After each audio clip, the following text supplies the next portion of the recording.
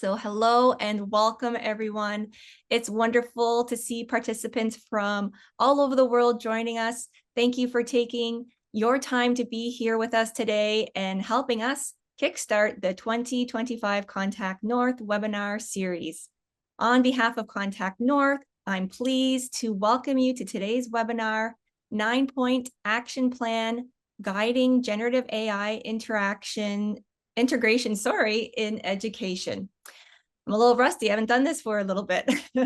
My name is Sarah Govero. I'm the Director of Teach Online and Online Learning News at Contact North, and I'll be your host for this session.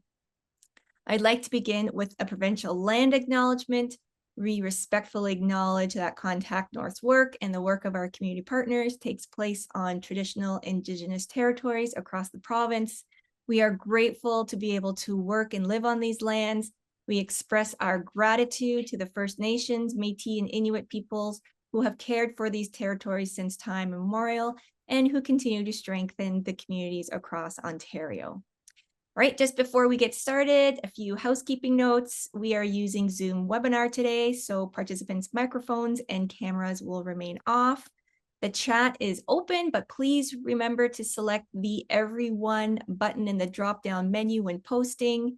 But if you have any questions, kindly use the Q&A tool located at the bottom of your screen, and we'll have time at the end of the session to address those questions.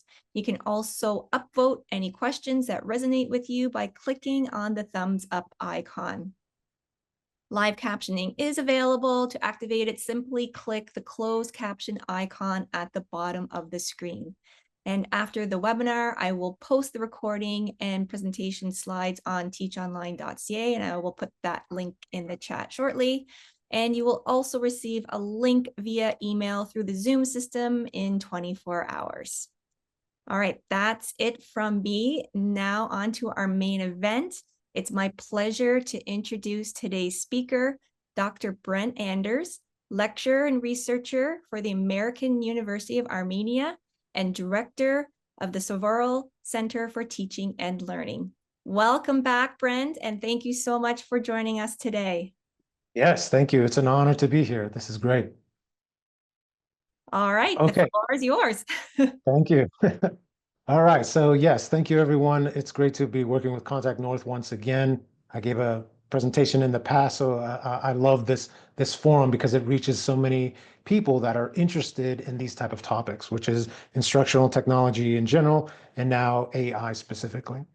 So I'm going to be covering this topic, and this comes from this book here that I wrote to try and help the world with this issue of AI integration. So I have a slideshow, so I'm going to do that. Definitely put in questions because I'm going to have time at the end to address as many questions as possible. So let me share my screen here and we can get to it here. All right, so yeah.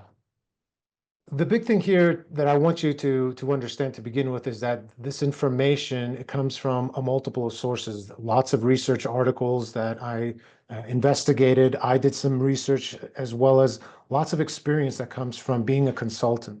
So in addition to working at the university here, I've worked with lots of different educational institutions throughout the world to try and get different perspectives and different understanding as far as what they're doing to try and integrate this and to try and help train their staff, their faculty, and to prepare students as well. So this comes from a multiple sources all put together.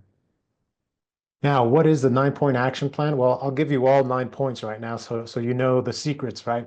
The first one is institutional policies, then it's leadership guidance, training for all involved, generative AI, teaching and learning resources, outside information confirmation, syllabus AI use statements, strategic plan integration, integration observation and evaluation, and then community outreach. So those are the 9 points. That's right there, that's out there available. Unfortunately, I don't have time to go over all 9 of them, so I'm going to concentrate on these 4 here because I think this can provide the most impact for your educational institution if you were to take some of this back. Of course, I would love for you to buy the book, but my main mission in life here is that I really want to help academia with this aspect of AI integration, because I think it's one of the most important things overall in order to fully prepare the student for what's expected of them once they graduate. And I have a lot of information on my YouTube channel as well, so that's another resource for you. Now, continuing on with this is that I'm going to be talking about some implementation techniques associated with this, as well as details involved with the specifics. So let's look at the first one here. Institutional policies. So this means that you have some sort of policy that addresses AI in some way. Now, why would we do this?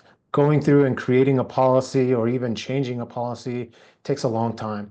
I used to work for our university's institutional research and assessment, and we did policies, and it took a long time. So I know it's quite a bit of an effort. The reason we want to do this, though, is that we want to express the importance of this. If it's not in a policy, then it's not going to be viewed as important. So that's why it's something to think about as well.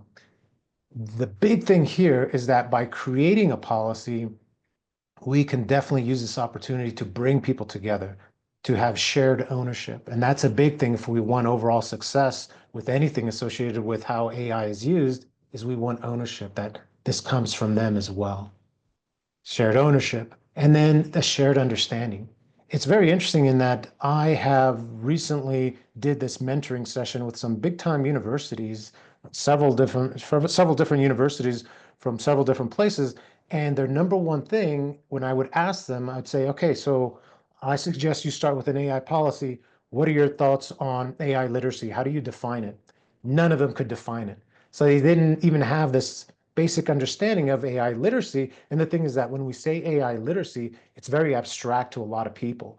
So that's one thing to start off with as we create our policies, that we can create AI literacy definitions so that we have shared understanding. So that's a big one as well. So this is what I recommend. Of course, this is from one of my books where I break down AI literacy because that's a fundamental aspect. I'm very much pushing for everyone to develop AI literacy. So it's important that we have an understandable breakup of what it means. So we have awareness, capability, knowledge, and critical thinking. And then from that, we can start to understand, oh, these are the different components. And this is what I, as a faculty member, need to understand. So then I can then turn around and develop this within my students as well. Of course, this presentation isn't about AI literacy, it's about implementation, but this is a major component. So from here, we want to have this, we want to have a policy so that we can avoid confusion both among students and faculty. By having some sort of policy in place, now the faculty can point and say, hey, look, this is the policy that we have. Students can have a better understanding as well so that we can avoid confusion and so that everyone can have a better understanding and use AI appropriately. Now, in doing this and creating this, we have to think about some specific components here. One is we want to have sensing sessions. We want input from everyone, partially for that ownership, but also remember that we're trying to develop AI literacy as well. So by being able to have these talks and understanding, then people can develop a greater comprehension of AI literacy overall. Special presentations to talk about what is this policy, what is AI literacy, surveys and interviews, again, to get people's contributions as to what they think are important aspects of this. Outreach campaigns to try and get everyone involved. And when I say everyone, I mean both faculty and students, of course, but then also staff. Staff plays an important role in this. And then new policy previews, again, to let people see this is what's coming so that they have shared understanding. So here's an example, right? Here's a simple part, a simple example. This is my university, and I worked with them. It took us about 4 months to get this finally approved, but we were able to add just a slight little thing within the student code of ethics. So within the student code of ethics, within the section dealing with cheating, we added this, that using or referring to notes, books, devices, or other sources of information, including advanced artificial intelligence, AI tools, such as ChatGPT, in completing an academic evaluation or assignment when such use has not been expressly allowed by the faculty member who is conducting the examination. So the idea there is that we put in some terminology so that we can say, oh yeah, this is an aspect of the policy talking about AI use. And a student can't use AI specifically for an assignment if the instructor doesn't allow it. So again, we're empowering the instructor And now we have some aspect of this within a policy. And you notice here that when we do this, we're making sure that this is simple and easy to understand. We're not using huge terminology or something really sophisticated. Again, we put in just one example of we're saying AI, but then we say such as ChatGPT, as opposed to listing a whole bunch of them, because inevitably those things will change as well. It's flexible, and there's instructor control. Now that's a double-edged sword, and I'll get back to that here in a second. But you see how the faculty member is empowered. They're making these decisions as far as, oh, okay, I want my student to use this for this assessment, or no, I don't want you to use AI for this assessment because I'm trying to teach you foundational knowledge. So the power is within the instructor, and the policy reflects that. And then we also need to think about ensuring data safety and security. That's an aspect of AI literacy in general, but that needs to be addressed within policies as well. Um, Within our university, we have policies talking about how, hey, if it's information that's sensitive, that's student information that needs to be handled in a secure, safe way. But right now, there isn't any terminology talking about AI, and that needs to change because most people, they don't fully have that comprehension yet. Meaning that, hey, let's say I wanted to use AI to grade a student's essay. Well, is that violating your policy dealing with safe and secure use of students' data?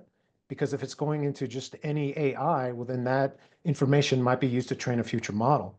Now, all AIs are not the same, so there needs to be an understanding that, hey, if we have an AI that's secure, that's purchased for the purpose of grading, that will handle the data correctly, well, then it would be okay to use it for grading. Again, I don't want to get into a debate about that, but that would be one aspect of using a safe AI in the proper way.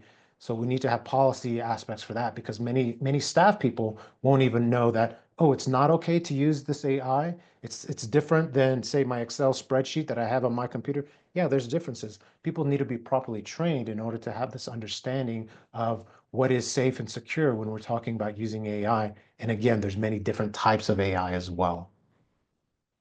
Okay, so that was point one. Now, point two, I debated even pushing this as to the very first one because I think it's actually one of the most important things that need to happen, and I don't see this happening in most of academia. And that's this aspect of leadership guidance on the utilization of generative AI. This is really powerful because the reason we want this is so that we have unity within the educational institution. What do I mean by that? Well, we need to have some direction, and that's where leadership can come in, and it's there for a multiple of reasons. Again, for the leadership aspect, for direction, to highlight the importance of this because this is an extremely important thing that students need to develop, and also to encourage exploration and use. So what I mean by this is that I want you to see this presentation here and this quote. This was from a real instructor that I was talking to. And she said this. She said, it's great that they made this new policy dealing with AI, but I really wish that the president or the provost would tell us more. I mean, I don't know if I should really use AI in my classroom or not. Is this something that's really that important? So this then comes back to that double-edged sword thing that I was talking to you about, right? The policy is there to make the faculty the ones that make this decision as far as should I use AI in my classroom? Should I have them use it for an assignment as a component for an assignment? Or should I not?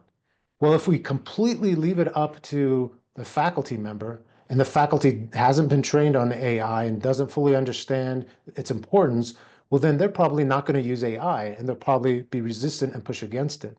The idea here is that we need to have leadership guidance to say, hey, I'm not giving you an edict. I'm not demanding that you do this. But as your leader, I want to express that AI is important and I'm encouraging you to explore it, to look into it.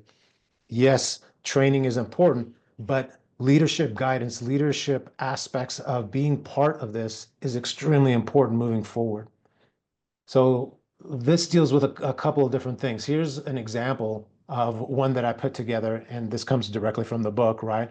Where it's a letter that's sent out by a provost or a president that simply talks about hey, this is why this is important. This is why AI is something that we need to make sure that we are addressing within this educational institution. Since we are academia, we need to be leading the way, and this is an important thing. Again, simply sent as an informational letter to provide leadership guidance. And along with that, talking about encouraging faculty to develop AI literacy, encouraging their exploration of this in order to be able to then properly develop students as well. So again, that's an example. So here's some overall guidance dealing with that as far as what leadership should be doing. They should be pushing for high ethical standards to expressing that, hey, we want academic integrity. So we don't want to focus, but we do understand that AI could be used for cheating. So we want to make sure that students know that, yeah, that's not appropriate use. That's part of critical thinking and understanding the ethical implications of using this type of tool. AI literacy, all organizations, all countries, all world organizations have already expressed how this is a necessity. This is an imperative that students need to have, not just to be competitive in the workforce. Yes, that's extremely important, but even things like to be able to do better research, to be able to find information faster, to be able to organize things better, to be able to be a better citizen because they can access all this information. Those are important things in the development and in the use of AI as well. So this again should be something being pushed by leadership overall. Data protection and security, we talked about that. This again should be a message from leadership, reliability and accountability, and then over reliance. This is an important aspect that's growing more and more. AI literacy is something that will help to address this. But again, this is a message that should be coming from leadership. The idea here overall is to develop this AI literacy mindset. The mindset meaning that we are okay with this, right? So it's kind of ties in with growth mindset. With growth mindset, when we see that there is something that happens, there's like some new development, we see it as, oh man, this is a new hard thing. It's an obstacle. But with a good mindset, a growth mindset, an AI literacy mindset, we can see that, oh, this is just a challenge to overcome. This is going to be something for us to learn, but that's okay. Why? Because we understand that, hey, continuous lifelong learning is a reality for us. So we'll learn, we'll understand, we'll develop, and then we'll be able to overcome whatever obstacle because it's a challenge for us. The next one here that I wanted to be sure to cover to address here is this outside information confirmation. So the idea here is that any educational institution would bring in outside consultants, workshops, conferences, things like this is a prime example of, hey, all of you are accessing this outside of your educational institution to try and verify information that's coming from within. So this is an important part for multiple of reasons. One, to continue to develop that AI literacy mindset, but also to highlight the importance, right? If your institution were to say, hey, we brought in this individual who's going to talk about AI, who's going to give this presentation, well, yeah, that highlights the importance of AI overall to solidify messages coming from leadership. If that presenter is saying some of the same things that your leadership was talking about, but explaining it in more detail and showing you how to actually do it, well, now that greatly solidifies the message. And again, we're in this together, we're following along with proper guidance. And then to motivate and encourage.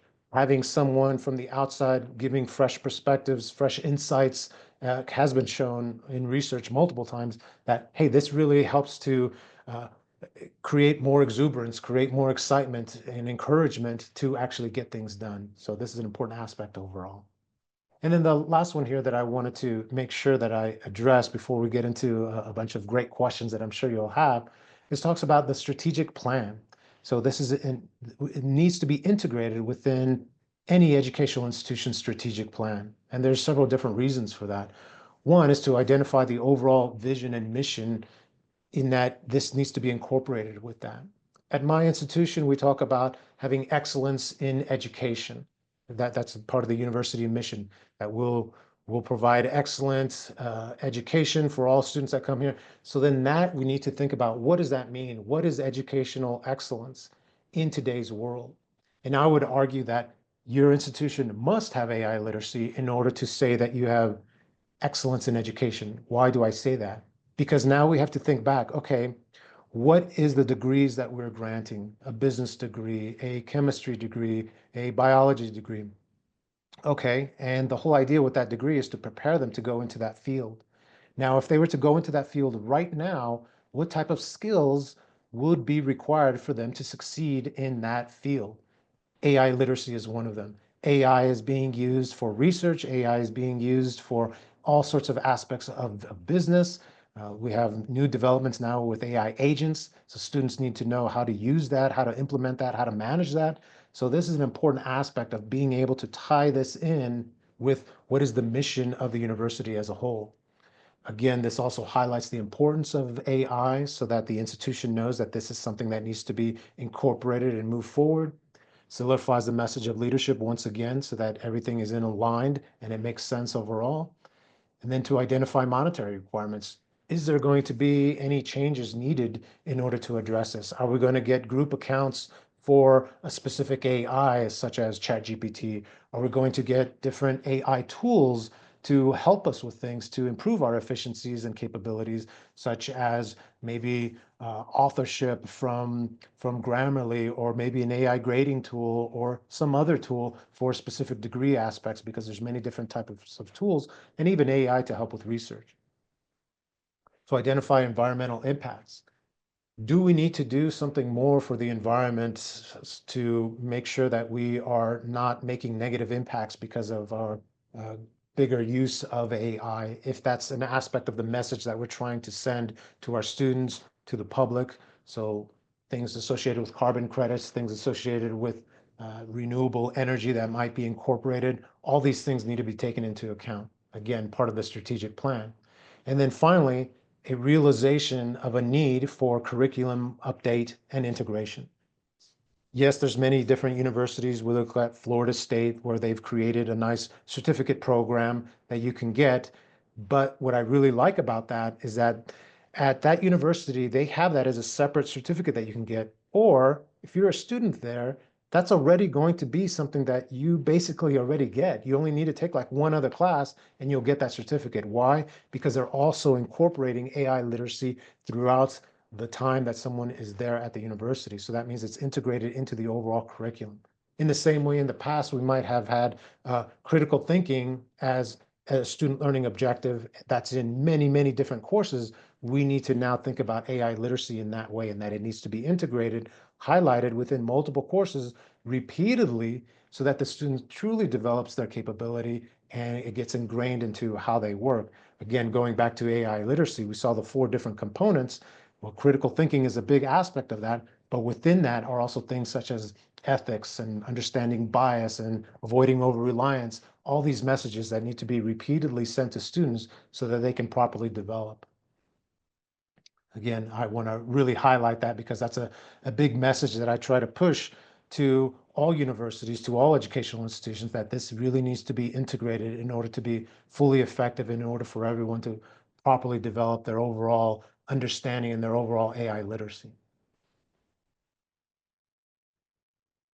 Okay, so now I want to open up for questions, and there's lots of references here in case you need that.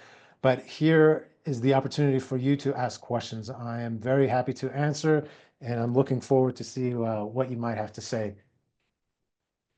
Thank you very much for that, Brent. Okay, I'm just going to go to the Q&A. I see there are some in the chat as well, so I'll go to those ones in a minute. But if you have questions for Brent, please do put them in the Q&A so I don't lose sight of them. So Brian would like to know, I like the code of ethics, but wonder how you detect student use. The current detectors have their flaws. Yeah, so that's an ongoing issue, right? Dealing with these aspects of trying to catch students, right? The AI detection.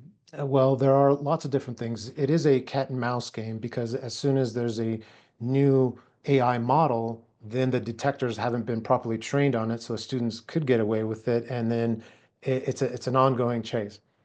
So what I recommend is a mixture of different things. One is I have a technique that I've created, and it's out there. I have videos on it, infographics. It's called the share technique. So the share technique is this idea of we need to really think about restructuring the way that we give assignments and assessments because now we have the new realities of AI. So a couple of different things with that is thinking about multiple types of assessments. Now, I love the essay. I think you learn a lot through that process of writing. So I think it's important, but of course, the essay isn't the only assessment technique that we have out there. So we need to think about that. We should also think about combining different assessments, meaning that I have a student, they write, let's say, a 5-page essay for me. Well, part of that essay is also that they give a presentation. So whether that is a 5-minute presentation or a 3-minute presentation, or even just get up and have to answer questions. So it's just a Q&A, but they have to have that information within them as far as what they wrote about. So if they just had an AI write it, well, then they're not going to be fully prepared. So at the very least, this creates a situation where they need to know their own content. So that's one aspect of the share technique. Other aspects are things like a high price for false information, meaning that now we sort of alter some of the aspects of the grading so that, hey, if they were to have something in there that was hallucinated or made up or didn't properly make sense, well, then they would get penalized for that to a larger degree than they were in the past. So the way that we grade things, ensuring that students' voices are in their essays, and if they're not, well, then they get penalized more. So different things like that in order to try and ensure authenticity and ensure that we're holding the student accountable. Another big part is to break up an assignment into smaller pieces. Some of the things are done in class, some of the things are done out of class. Rough drafts are reviewed, students are interviewed in the process in order to understand what they're doing, in order to hold them accountable that much more. Yeah, and there are ongoing issues in that the AI detection isn't perfect, and they sometimes discriminate more for students that have English as a second language. So there are issues to address, and it's not a perfect system for sure. Great, thanks for that, Brent. I have a question from Jenny. So inserting or integrating AI policy into existing policies is an okay thing. I ask as a standalone, I ask as a standalone policy could be problematic with the continuous changes happening within AI's capabilities. Yeah, and so it's interesting, right? So you see the example that I gave you, that was something that was needed, and that will never go away, right? Because that's something that if I want to maximize the control that the faculty member has, then that should be an aspect that the faculty can point to and say to students, look, the use of AI for assignments and assessments, I'm in charge of. Now, outside of that, outside of an assignment and assessment, I should teach my students to be able to use AI. I should be the one actually helping them, giving them prompts and saying, hey, look, I teach professional communication. You want some additional knowledge about professional communication? Use this prompt. That'll help you to understand things. When I teach this, I teach several different courses and presentations dealing with AI. And one of the things I teach there is how a student could use AI if their instructor was too smart for them, right? Like they gave them a lecture and it went over their head. So now the student can go to the AI and said, hey, my instructor just talked about the Plato's allegory of the cave, and I didn't understand it. Can you please help me to learn? I need to get it from this perspective. And so that type of prompt would really help that student to then prepare for the future, right? So there's those type of things, but foundational things can be put within different aspects of different types of policies. And I think that makes more sense as opposed to just one policy that talks just about AI. Now, guidance about that should definitely be coming out. But as far as a hard and fast policy, we should definitely be using language that addresses certain aspects in the proper policy in order to properly have everyone on the right sheet of music so that we can move forward with this. But it needs to be language that can be interpreted and understandable, but still flexible enough for the changes in what's happening again, because it's going to continue to improve. I'll give you another example, right? Right now, let's say that this was class. This was a class that was going on, and I take attendance for participation. Well, one of you, my student, right? One of you is actually an AI twin. So that AI twin is pretending to be that student. And so let's say I'll go to her, let's say it's Sally, and I'll say, hey, Sally, can you answer this question for me? And the AI can, and it answers correctly. Now, should I count that as a participation grade for that student or not? Now, initially, like me, I would say, no, of course not, right? But wait a second, what if that student was sick and sent their AI to this class to then be able to turn around and report back to that student so that they could learn? So it could be an effective tool, but we have to have a shared understanding of, is this allowable? Is this not? Is this okay? So there's lots of discussions as AI does continue to improve and enhance in ways that we haven't even thought of yet. Yeah. Great, thanks for that, Brent. All right, Abla has a question. Great presentation. Not sure if this was mentioned before, but is there any AI literacy course that is offered and you are aware of? Yeah, I mean, there's tons, there's many. I've been trying to put one together for a long time. There's lots of stuff on, if you go to Coursera, if you go to a multiple of different universities, I know Wesleyan University has one. There's plenty. You can definitely find some pretty good AI literacy courses in general. My YouTube channel has a whole bunch of different aspects of it, and I've just started a new series where I'm talking specifically about AI literacy. I break it down by the components, and then I'm also going in and telling you exactly what you can do to help teach your students how to learn it, right? So it's broken down into several different ways, and that all comes from this book as well. But I'm putting that up on my YouTube page as well. So lots of different resources that are available. That's great. Brent, are you able to put a link to your YouTube page in the chat for all our attendees? Yeah, I can definitely do that. Perfect. Um, okay, I'm gonna jump over to our chat for a second because there was a question in there from Maha. If our institution approved an AI and offered training for that, does that mean students should be encouraged to use it in their assignments, and to which extent? So I know you touched on that a little bit, Brent, but maybe you can reiterate for Maha there. Yeah, so this is a very important question, right? And I actually have an infographic on this, which is interesting because I run into this a lot when I talk about AI to faculty. There are all sorts of different types of faculty that are at different levels of understanding AI, as well as just in teaching as well, right? We have to remember before AI, there were still different types of faculty that were comfortable at different levels with technology. And so this infographic that I have is, I call it the continuum of AI integration into the classroom. So there's a continuum. So when we say use AI or help develop AI literacy for your student, it isn't an all or nothing, and it never should be. So that means that as me, as the subject matter expert for my course, when I'm teaching, that's when I will start to think about the assignment, think about the assessments, and think about, hey, would AI help my student to better understand this content? Could we use AI in some way that would give them exposure to AI and also help them understand the components here? I'll give you an example. So I teach professional communications once again. I have my students go out into the real world and they have to interview a professional that's in their field. So that is a big assignment for them. It's a major part of their grade. They go, they find somebody that's out in their field. It has to be somebody that they don't know. They go there and they conduct a full interview, and then they have to write up a paper afterwards, right? Now, the big thing here is that there is always lots of anxiety with this because it's a stressful thing. They're not used to this. So we do a lot of things in class to help prepare the student. They interview each other, they interview me. But now I've also included a sub assignment that they get a small amount of points for because it's just a formative assessment where they go in and they use the AI. They use the AI on their phone and they do an audio interview with the AI. So I provide them with a prompt, and the prompt is something like, please assume the role of an executive officer within the field of marketing.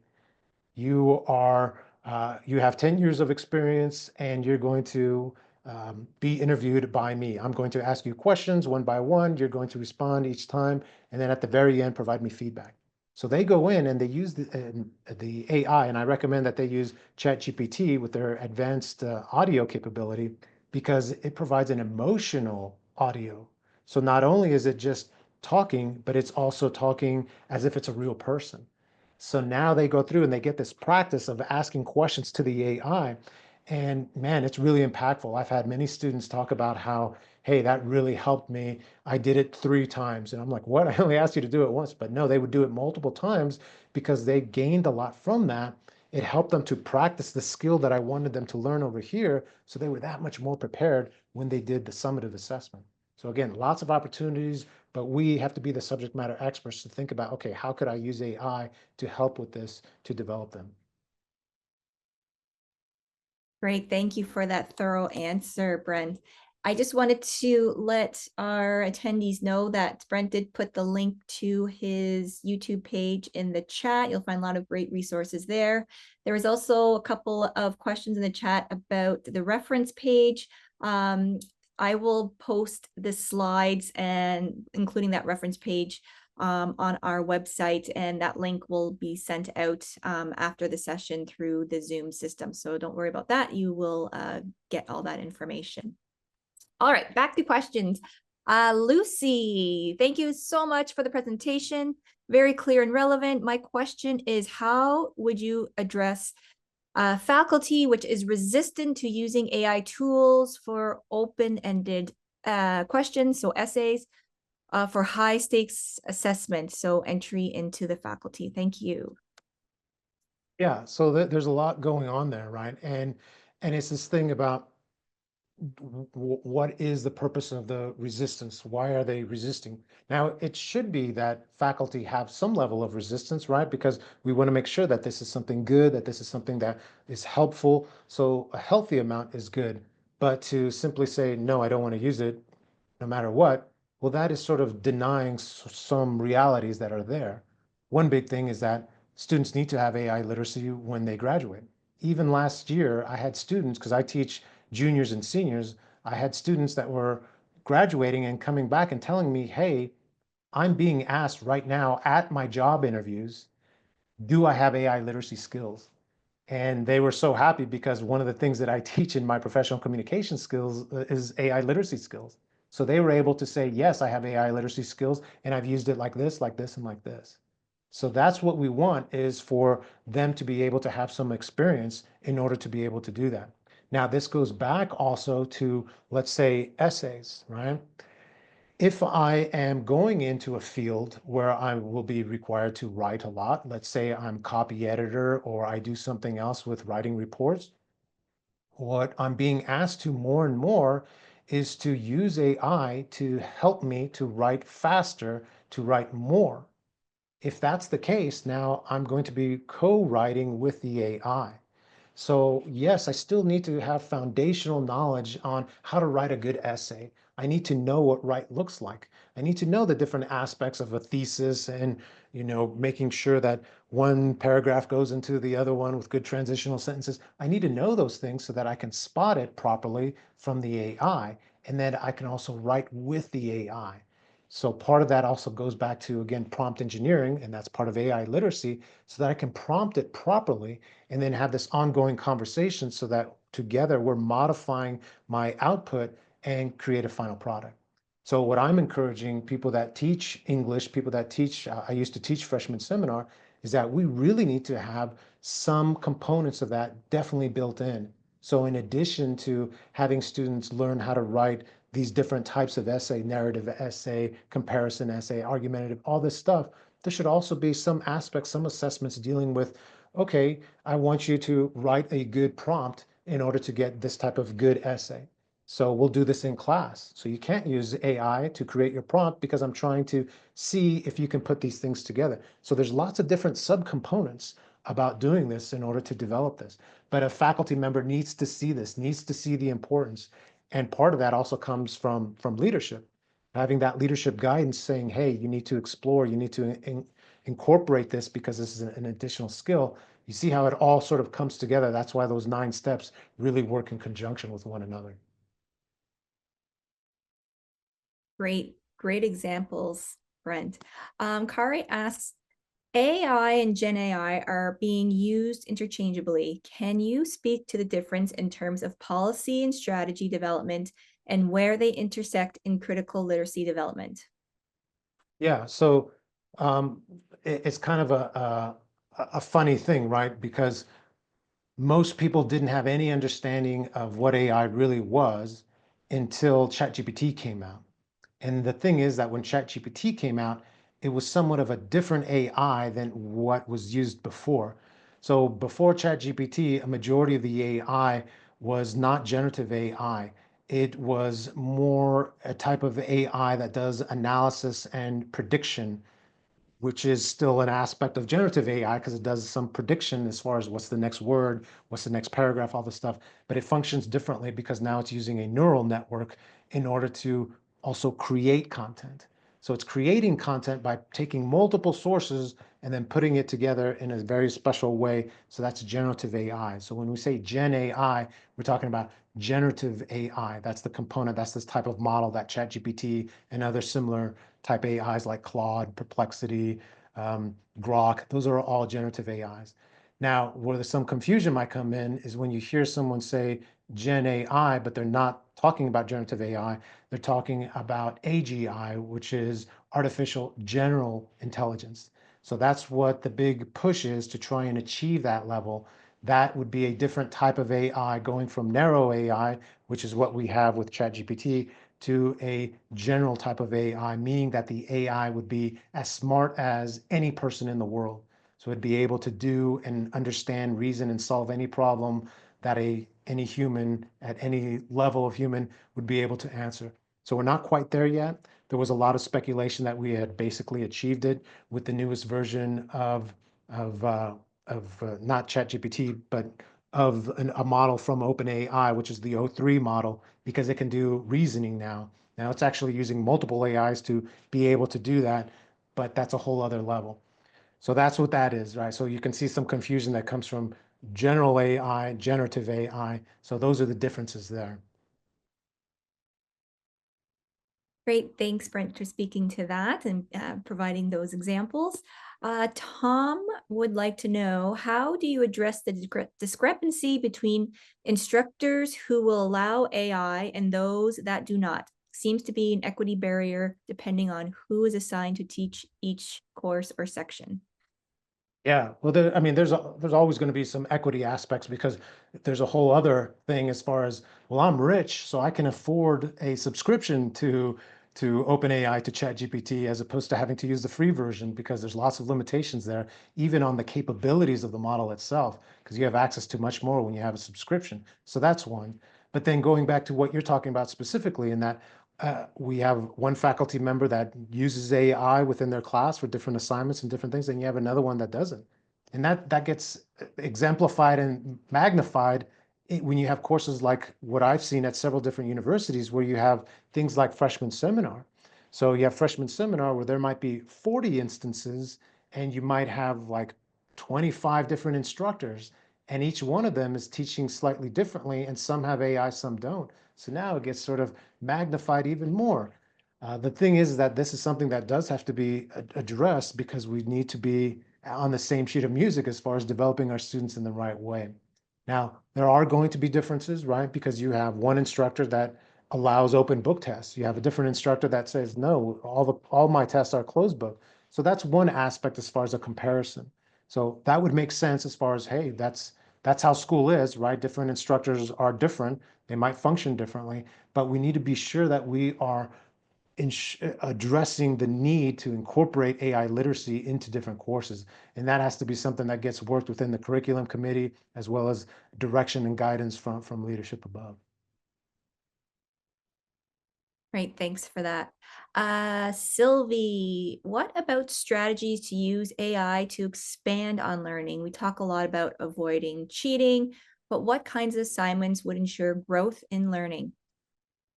Yeah, so one of the wonderful things about AI is that it can help us in so many ways with scaffolding. So if I have students that want additional content, well, I can use the AI to help me with that. I can use the AI to make multiple versions of tests. I can use the AI to make different examples for that student in order to personalize the learning that much more. That's the power of the AI. One of the big things, I'm giving a presentation next week to the Department of Business. And one of the big things I'm going to talk to them about is that, hey, now that we have the AI, we can take a news report, and I've presented on this before too. You can take multiple news reports, combine them together, and so you can feed this to the AI, say, hey, take these two news reports and create a case study for me. and make the case study so that it talks about the real world applications that occur within these two articles, but then make it into a case study so that there's these questions that students need to ask and need to address.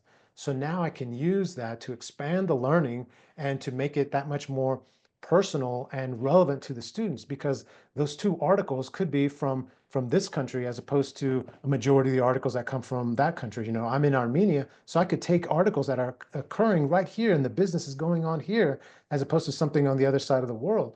So in the same way, you could do that for, hey, this is business going on within this city, and now I'm taking the AI and putting that all together. In the past, that would have taken me multiple weeks to actually work to put together, but now I can have the AI quickly do it for me, especially if it's something that recently happened that would be motivational and relevant to students right then and there. I could have that put together. I could ensure and tell it, hey, give me references for whatever you're saying so I can verify that. And then I could use that within my classroom, again, very quickly in order to really magnify the learning opportunities that it offers.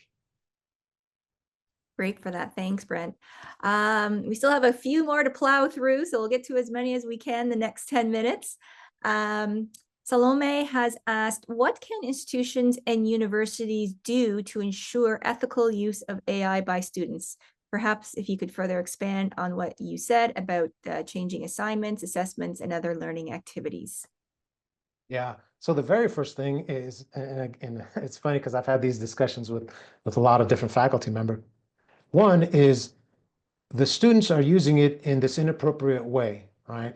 And then whenever I teach my class for professional communication, the very first question I say is I tell them, I say, hey, we're going to have a 20-minute class on AI literacy. Before I begin this class, raise your hand if you've had a specific class dealing with how to properly use AI. Raise your hand. Nobody. Nobody. I've yet to have a student that will raise their hand. And I've been teaching AI literacy within that class for 2 years now. So that tells me that, hey, there's something going on in that we might write a policy, right? Here's a policy. We might make a quick statement somewhere, but that's not the same as training a student. When I go through and I do training to students specifically, I give them this prompt and I say, this is a good prompt to use if you have, let's say, an essay that you've written, right? And now you'd like some feedback on this essay that you've written. Now that's the same as going through the 7-step writing process. There's a step there where you go to someone else, a peer, a friend, a parent, whoever, and you give them your essay and you ask them, hey, can you look at this? Can you tell me if you see anything wrong, any major issues or something, and just make a note? That's fine. And we can use the AI for that, but it has to be done in the proper way. So I share this prompt with them and it goes through and says, hey, give me feedback and help me understand this, and blah, blah, blah. And then at the very end, there's a specific statement that says, do not rewrite this essay for me. Now, if that statement isn't there in that prompt, most times the AI will look at your essay that you fed it, and then it'll regurgitate it and give you a brand new version that has all the things fixed. So that would be falling into academic misconduct. So students, when I give them that presentation, they're like, oh, okay. So they've never been trained on that. So that's just it. All of us faculty that are worried and hungry for this knowledge as far as how to improve our AI literacy, we have to think that the students are in the same boat.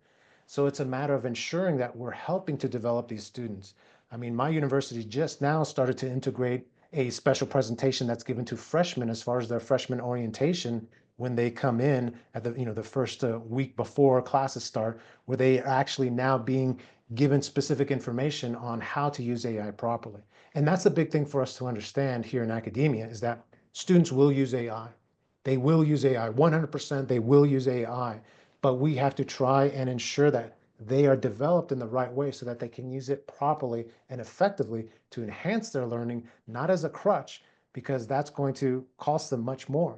So the way that we address that is by training them properly, and then to ensure that our assessments and assignments are done in such a way that still holds the student accountable for their learning. So that's again where the share technique comes in. Right. Thanks for that, Brent. We're going to go on to a question from Kelly. To your knowledge, are there established AI literacy competencies that have been validated? There are a few different ones that I've heard of. Um, as far as the validation aspect, I mean, all my stuff is based off of other research that was done associated with the important AI different competencies.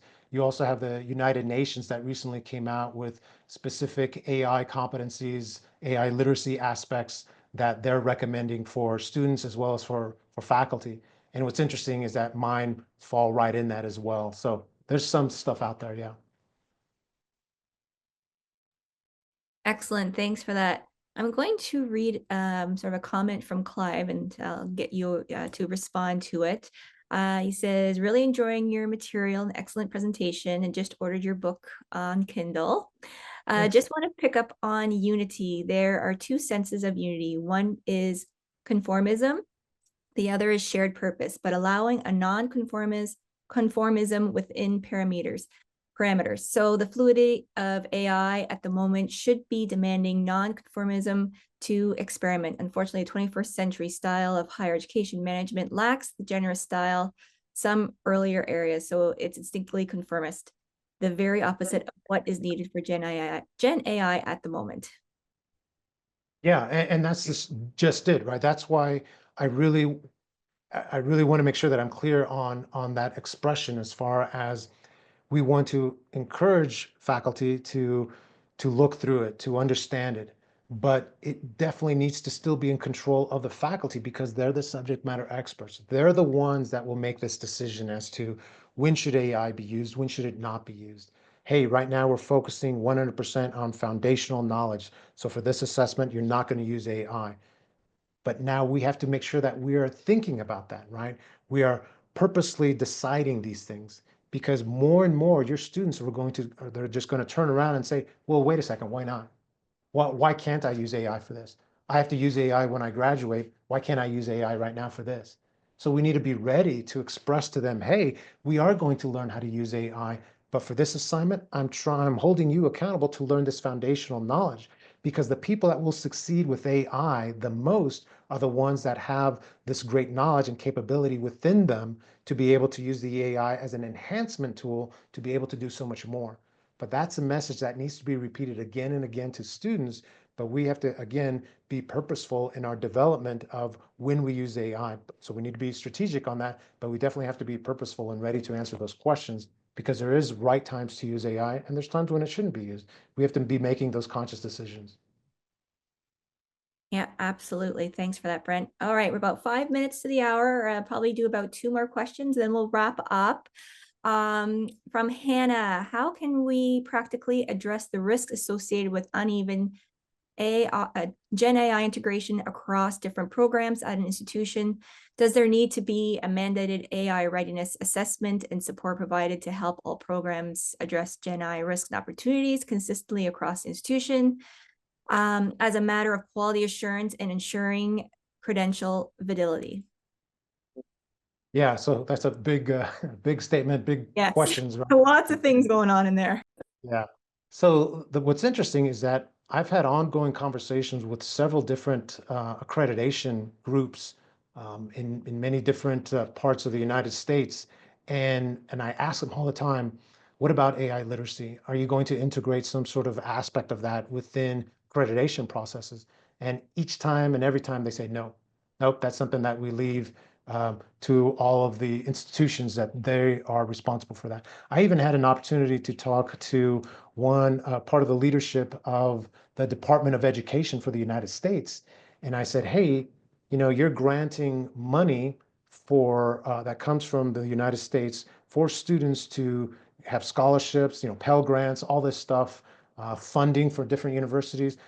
Now that we see that AI literacy is so important, and the United States government has also come out and expressed how it's vital and even important for national security reasons for people to have AI literacy, because it's so important, are we now going to integrate some aspects as far as some important edicts or something associated with universities needing to have AI literacy? And they were like, no, no, we leave that to the educational institutions. So again, it falls within the educational institutions more and more to realize the importance of this. Now, as far as things from each individual degree, the different colleges should be different. They should be different on some level, because what it means for me as a biologist to use AI would be different than an English major to use AI. We all need to have AI literacy, foundational aspects of AI literacy, that is for sure. And that's something that should be integrated within the overall curriculum. But then there'd be differences and specifics within each college, within each degree, because those require some different aspects of understanding AI and different skills associated with AI. I recently gave a presentation to architects and designers, and I shared with them some of the different tools that are available now to help with that process of coming up with ideas, of putting together prototypes. These are all things that they hadn't seen before. So those type of skills need to be developed, but that was specific for that group. That would be different than, let's say, entrepreneurs that are looking at different parts of prototyping and creating marketing content. So it's going to be different for each one, but we do need to have that foundational AI literacy that should be pushed across the curriculum, across the educational institution. Absolutely. Thanks for that, Brent. So I'm going to do one more question. We still have a few that are unanswered. So I was wondering if I can put in the chat your preferred way of contact, if you want me to put your email or LinkedIn site, or what would be Yeah, if LinkedIn is great. Mhm. okay, sounds good. I will do that. All right. Last question from Judy. My worry about AI is that it draws from what is already there on the internet. I work in healthcare education, and the amount of misinformation and disinformation is huge when it comes to health. What are some strategies that you recommend to build critical thinking skills for students who do not have the foundational knowledge to know what they are getting from AI is correct or not correct? Yeah. So that goes, it goes back to data literacy in general, right? As far as understanding, well, what is correct, what is right. And then on top of that, we build AI literacy, because there it's even more important, because now the information is coming to us from an AI. We can't hold an AI responsible. Sure, we can kind of hold the company responsible, but we go in knowing that, hey, it could hallucinate. It could be giving us false information. Now, what are some strategies to help address that? First of all, we have to use our prompt engineering skills. So this comes from AI literacy development. So the capability, we develop our capabilities. So within prompt engineering, we use something called an advanced prompt formula. So within that advanced prompt formula, the way that we prompt the AI will give us better results. Meaning that if I'm talking about, let's say, health services, I can tell it, hey, I want you to answer this question for me, but I want you to assume the role of a professional in this field. Now, by saying that, that prompts the AI to now narrow their response to something that's more specific, and it gives me from this viewpoint. So that already will give me much better answers, because I'm getting it from that context, that viewpoint. So that's important. And then additionally, what I can say is, if I'm having it answer this question, I can specifically say, and when you answer this question, give me references for the answer to this, and make sure that they include usable links. So now it'll give me a reference, it'll say who it's from, and it'll give me a link. So now I can click on that link to verify my information. Now, verifying my information, that is again part of AI literacy, and that the critical thinking part. I have to know that anything I get from the AI, I should double check. In the same way that, hey, I like to think that I'm a subject matter expert, but you should always verify things. You should always check things, right? So that's why I include a reference section within my presentation, but that's why it's important to double check what someone's saying. Hey, is another subject matter expert saying this as well? Is there a book that this has been peer reviewed that says some of this? What does the research say behind this? So that's why it's important to develop data literacy and AI literacy, because they're the same thing. They just build upon each other. But those are some aspects. Now, some other things that could be done is, there are some dedicated AIs out there, different AI models that have more information that's geared specifically for a certain industry. So that means that I could put information together in a database, and now it's using this database to give you the response. So there are different tools like that. I could create my own tool like that, because I could use something like Notebook LM, which is an AI from Google, and with that, I could put in a multiple of PDFs, and then have the AI look through all those PDFs to give me an answer. So it's sort of a way to have an encapsulated AI that I use myself. Within ChatGPT, you can create custom GPTs where you put in a database and it's able to do that. That's a subscription thing, but it's able to do a similar type thing. So there are mitigating ways to address that. But the number one way that I tell them is that you need to have the AI assume a certain role, so it'll give you a perspective answer, and that it provides you links and references so that you can double check. That's a fundamental thing of AI literacy, is to always double check the answer. Mhm. All right. Thank you so much for that, Brent. So that is it. We've come to the end of our session. So I just wanted to give a big thank you to you, Dr. Anders, for such an engaging and highly informative webinar and taking the time to answer so many of these questions. We really appreciate your expertise and actionable strategies you shared with us to help navigate this transformative era that we're going through with confidence. So thank you so much. Thank you. It's an honor to be here. I'm very thankful for all the questions as well. That's amazing. Thank you. And also a big thank you to our participants for attending and engaging in thoughtful questions and interactions in the chat. There were a few questions about sharing these links. Yes, I will pull them from the chat. I will put those links and the slides and the recording all on the same page, web page, and that will be shared in the Zoom email that gets sent out after the session. I think it's 24 hours that Zoom sends out that thank you email with all that information. So it will all be there for you, so you can take a look at that after and feel free to share it with the colleagues in your networks. If you have any further questions or feedback, feel free to reach out. We appreciate your time and hope to see you at our next Contact North webinar, which is Wednesday, February 19th at 1 p.m. We are looking at responsible AI in higher education, balancing innovation and sustainability. So that one point that Dr. Anders addressed in point 7 about AI environmental impact. So it will be a really interesting session hosted by Glenda Morgan, EdTech Market Analyst at Phil Hill and Associates. So thank you again, Brent. Thank you everyone for joining. And I wish everyone a great rest of your day. Take care. Bye now.